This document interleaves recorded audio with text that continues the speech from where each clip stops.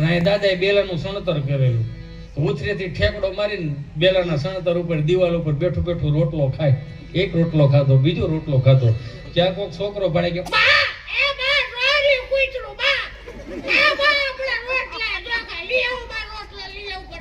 બાકી ના બટા, એ ભલે ખાઈ, એને ભૂખ લાગી હોય, આપણા રોટલા એના પેટમાં જાહે, એની આંતરડી ઠરશે, તેની નાભીમાંથી 7 પેઢીના પૂંય નીકળશે. કૂતરું ખાતું ખાતું બાની સામું જોઈ રોટલો મૂકી દીધું, 2 પગે ઊભું થઈને કે બા.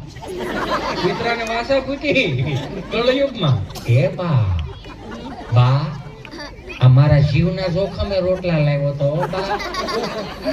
હા તો હાથમાં ન આવ્યો ને તો ભૂત બનાવી દે બા. અને 7 પેઢીના આશીર્વાદની વાતો કરો છો. તમારી થાળીમાંથી રોટલો આપ્યો તો 7 પેઢીના કોઈ ના આપે. દીકરા દીકરીઓને કીડિયારો પૂરતા શીખવાડો, ભૂખો હોય ને રોટલા નાખતા શીખવાડો, સાધુ મહાત્મા આવીને પ્રસાદ દેતા શીખવાડો. આ 5 આંગળા ભેગા કરીને આપણા બાપ દાદા કે દાદો 80-85 વર્ષનો થયો, આજીવન માટે કીડિયારું પીડું, કૂતરાને રોટલા નાખ્યા, ગાયોને નીણ નાખી, મંદિરોમાં કાતા સીધા આપ્યા, પુણ્યનો ઢગલો એમને હુકામ આવી સગવડતા નહોતી.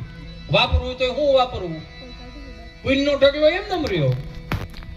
દાદા વી ગયા, પુણ્યનો ઢગલો એમને વાવડા. દાદા ત્રીજી પેઢી પાછા આવ્યા. એટલે નથી કહેતા અસલ દાદા જેવો જ છે, દાદા જેવો નહીં દાદો જ છે. એનું કરેલું તમે શું કામ ભોગવો?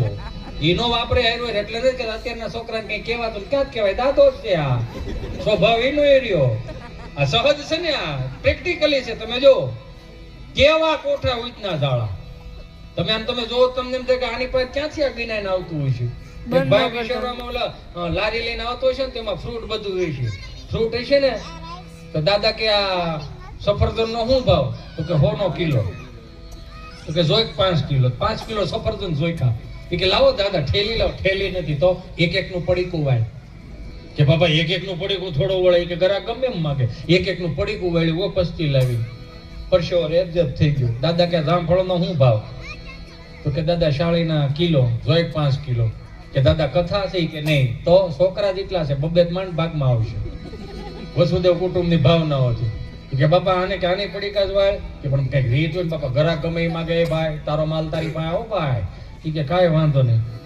5 કિલો સફરજન ને 5 કિલો તમને કોઈ જામફળના પડીકા વળી ગયા ને પછી દાદા હળવુક નારાયણ એમ કે હે ભાઈ, હા આ સૂટી ધરાકનો શું ભાવ?